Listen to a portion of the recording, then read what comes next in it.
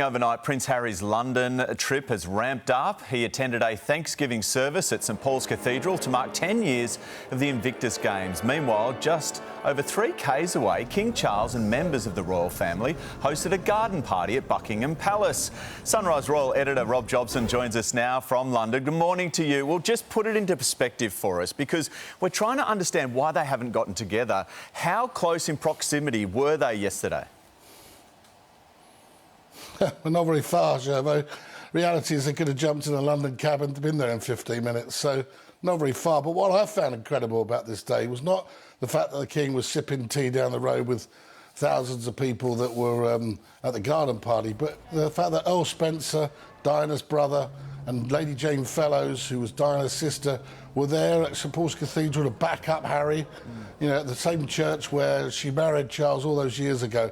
And they were locked in conversation, and it sort of reminded me of that incredible speech at the eulogy that he gave at Diana's funeral, where he said, "We, your blood family, will make sure we look after and protect these sort of boys." So I felt that there was a bit of a divide, but it was emphasised by the Diana siblings there being sort of rallying behind Harry.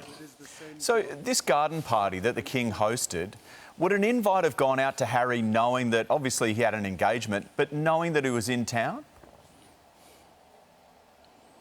I don't suppose there was an invite that's gone out. I don't think there's been any formal contact. Both of them realised that they were going to be very busy, and they both had big events, and this St Paul's Cathedral event shouldn't be underestimated. But the garden party was a big event too. It was the second public-facing engagement that the King has carried out. He was backed up by other senior members of the royal family, including the Queen.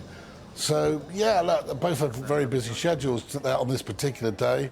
You've also got his constitutional things. But look, I'm a dad. I mean, I can't imagine that if my son was in town, I would have thought that you'd try and spend some time together. But you know, it just shows you that the tension and the problems between them, the rift is still there, and it's clearly palpable. Well, Jobbo, you know the King better than most. I mean, how would he be feeling about this? And could he very quickly change he's got a lot on his plate. Could he change his mind and try and get Harry over?